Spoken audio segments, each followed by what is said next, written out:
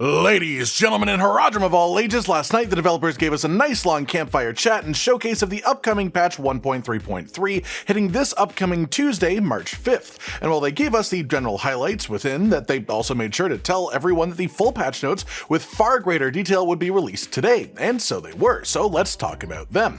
This does of course go over the details of everything expected in the stream about this patch, which we've already talked about, so generally speaking I will be focusing on anything that wasn't mentioned in the campfire chat. Starting off though, Vampiric powers are returning to the game as legendary aspects. These are the 6 that are coming back, the most important of them probably being Accursed Touch for easy vulnerable application, Metamorphosis for easy unstoppable for all classes, Undying for pure survival purposes, or Hectic for basic skill focused builds. Then we have some balance changes being made to some uniques and some aspects too. Ring of Starless Skies now just shows a buff on the bar so you can see when it's active, Penitent Greaves damage to chilled enemies increased, which is nice too, Tacits of the Dawning Sky max resistance increased, but nothing in the game really requires that at this moment. Mother's Embrace resource refund increased as well. It's alright, they won't make people use it though. Then for aspects, Intercom damage maximum increased, Retribution stun chance and damage to stunned increase, which is good too. Then Starlight reduced healing needed for resource gain, but if they actually want this aspect to see any use, then they have to make it actually count over healing as well, not just actual health increases. Otherwise it won't ever end up being used at all, as there is no situation on any build where you want to be at not maximum health, but also want to be constantly generating health. You're pretty much either full life or low life, but in no situation does being in between those do you any good, and so same for Starlight.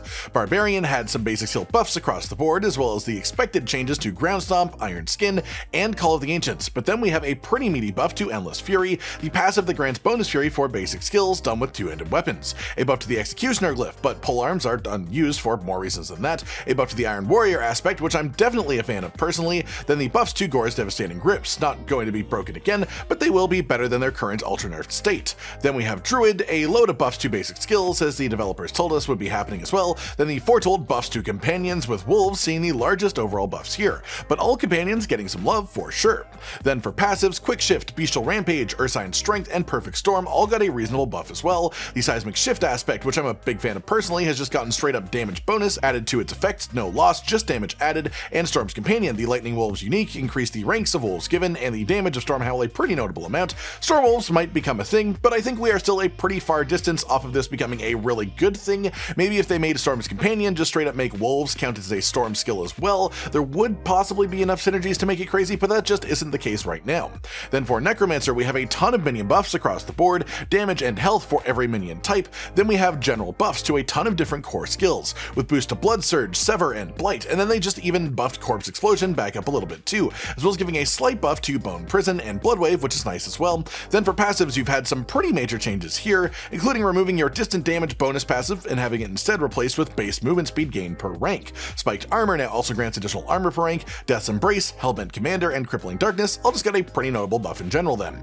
For Paragon changes, you got a buff to Cult Leader and a change to Corporeal to make it also give you movement speed in minion builds. Then there were also some very good changes to legendary aspects as well. Overall, nothing completely game-changing, but about 90% positive across the board really. After that is Sorcerer, buffs to Incinerate that we were told about, damage buffs to Hydra and Ball Lightning as well, then buffs to a number of passives, Icy Veil, Snap Freeze, Avalanche, and Shocking Impact, all just being numerical increases, Soulfire being reworked somewhat entirely, no longer requiring you to stand still in the first place, but instead doubling the bonuses when you do, being a bonus for standing instead of a punishment for not. Definitely a solid change, and a pretty strong buff to the actual numerical side too, also adding damage per rank, and the overall mana cost reduction being better than it was before is good now too. Generally speaking, you probably won't use this if you weren't before, but if you were, then it's just better.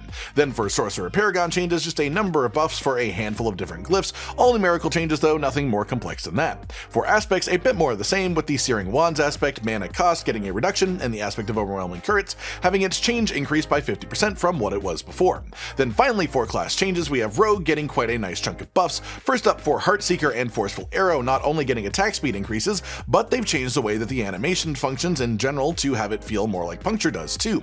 They've also buffed Flurry as it's fallen behind as a core skill, definitely not a bad buff, 10% damage increase on the skill itself, and an extra 20 to 30% multiplicative damage depending on your enhancement of choice. As well then, just buffs to Rapid Fire and Rain of Arrows because why not? Then we have the Change to Precision as a key passive requiring 4 stacks instead of 6, a single Paragon change making the Infusion glyphs cooldown reduction doubled, which is actually not bad. Then a few legendary and unique changes, damage bonus of Encircling Blades boosted for Flurry, Branching Volleys gains a massive damage boost and even a ricochet chance boost as well, and Shadow Slicer gets a massive buff too. Then for uniques, Eaglehorn and Eyes in the Dark get a damage bonus increase, and then Writhing Band of Trickery gets its internal cooldown reduced a little bit, as well as the damage of the decoy increased by 20% as well. Then we just have the roundup of our Seneschal construct nerfs, changes to functionality a little bit for some overpowered tuning stones, and fixes to unintended stacking as well.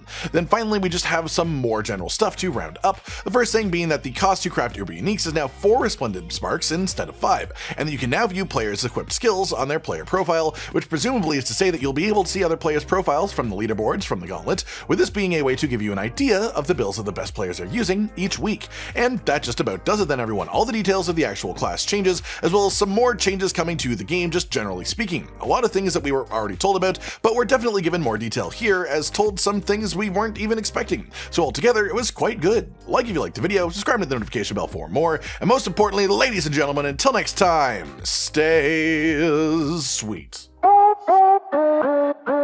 Josh, Cotton, and Hollow with the videos, dropping the humor like a hammer on your tippy toes, bringing entertainment on a daily arrangement to take our insanity and turn it into entertainment. Yes, I said entertainment twice, to reiterate that it is nice to look into your faces on a mostly daily basis when you let us in your homes to make the whole world our stage. Goodbye.